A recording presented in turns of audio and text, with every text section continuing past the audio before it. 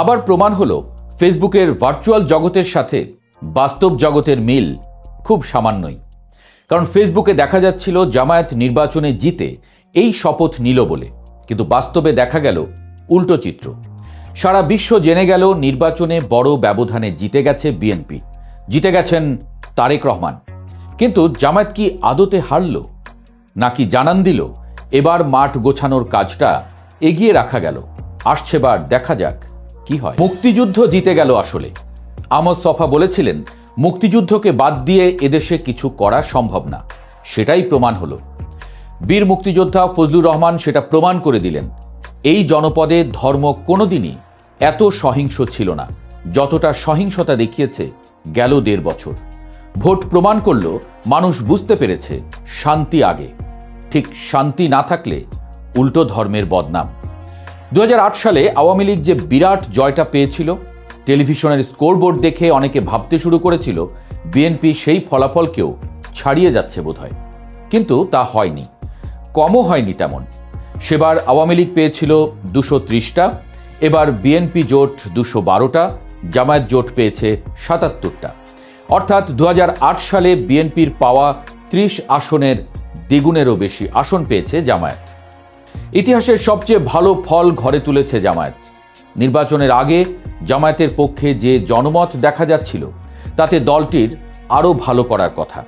অনেকে ক্ষমতায়ও দেখে ফেলেছিলেন জামায়াতকে, কিন্তু তুলনামূলক কম আসন পাওয়ায় অনেকে প্রশ্ন তুলেছেন ঘটনাটা কি হলো আসলে?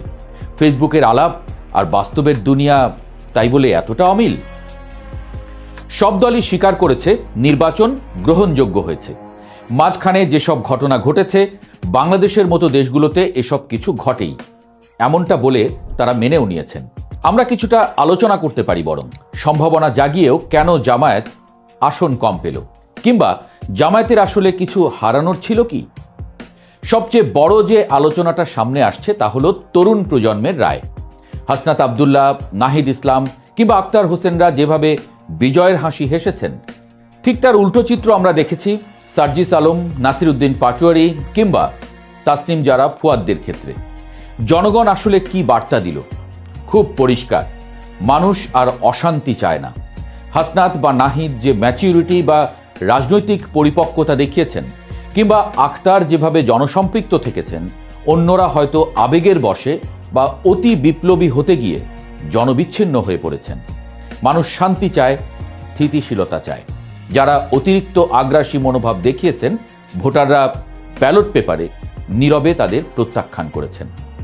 সার্জিস বা পাটোয়ারিদের পরাজয় প্রমাণ করে ফেসবুকে হিরো সাজা আর মাঠের রাজনীতিতে মানুষের মন জয় করা দুয়ের মধ্যে যোজন যোজন দূরত্ব।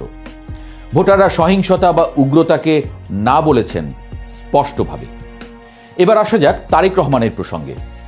রোমান বীর জুলিয়াস সিজারের সেই বিখ্যাত উক্তি ভিনি ভিডি ভিসি, এলাম দেখলাম জয় করলাম, যেন তারেক রহমানের ক্ষেত্রেই ঘটে গেল।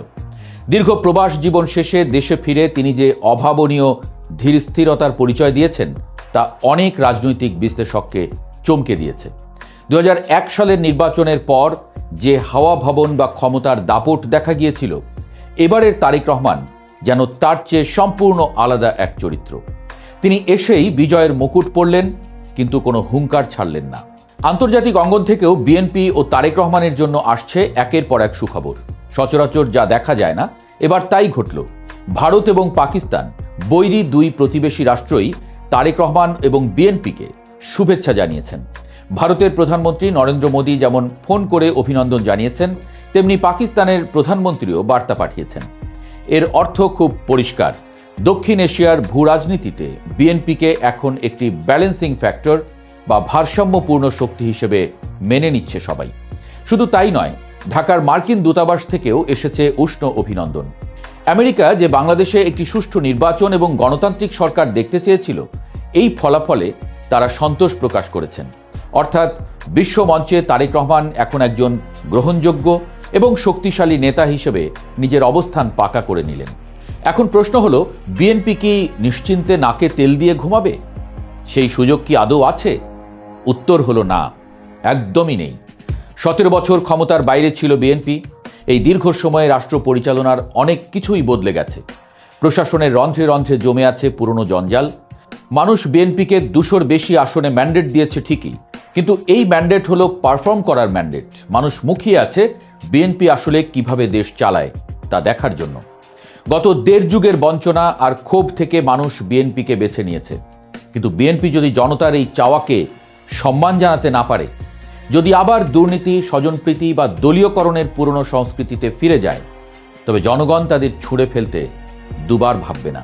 মনে রাখতে হবে, এবারের ভোটাররা অনেক বেশি সচেতন। তারা যেমন আওয়ামী লীগকে বিদায় করেছে, তেমনি বিএনপি ব্যর্থ হলে বিকল্প খুঁজতে দেরি করবে না। আর সেই বিকল্প হিসেবে কে দাঁড়িয়ে আছে? ঠিক তাদের ঘাড়ের কাছে নিঃশ্বাস ফেলছে জামায়াত। বিএনপি ব্যর্থ হওয়া মানে জামায়াতের জন্য ক্ষমতার রাস্তা পরিষ্কার হয়ে যাওয়া। অনেকে বলছেন জামায়াত হেরেছে, কিন্তু আসলেই কি তাই?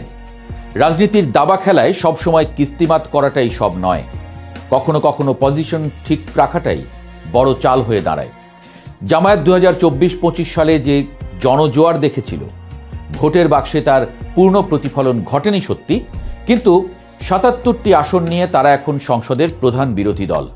বাংলাদেশের ইতিহাসে জামায়াত কখনোই এককভাবে এতগুলো আসন পায়নি।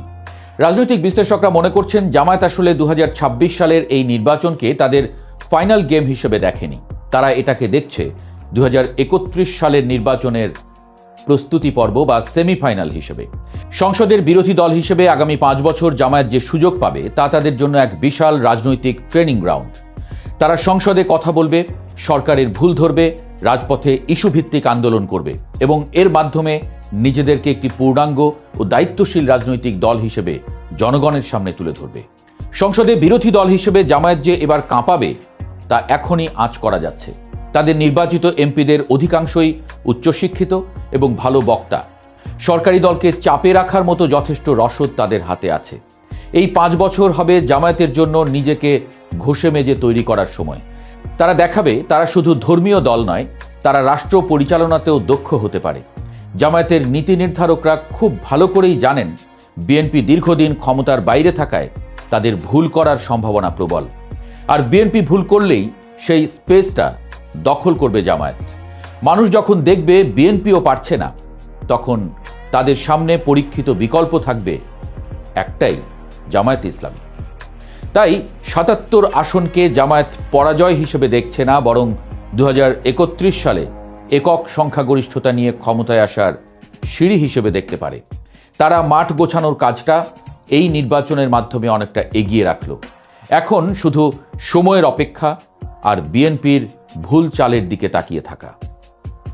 পরিশেষে আবারও সেই শুরুর কথাই বলতে হয়, ফেসবুকের ভার্চুয়াল জগতের সাথে বাস্তব জগতের মিল খুব সামান্যই।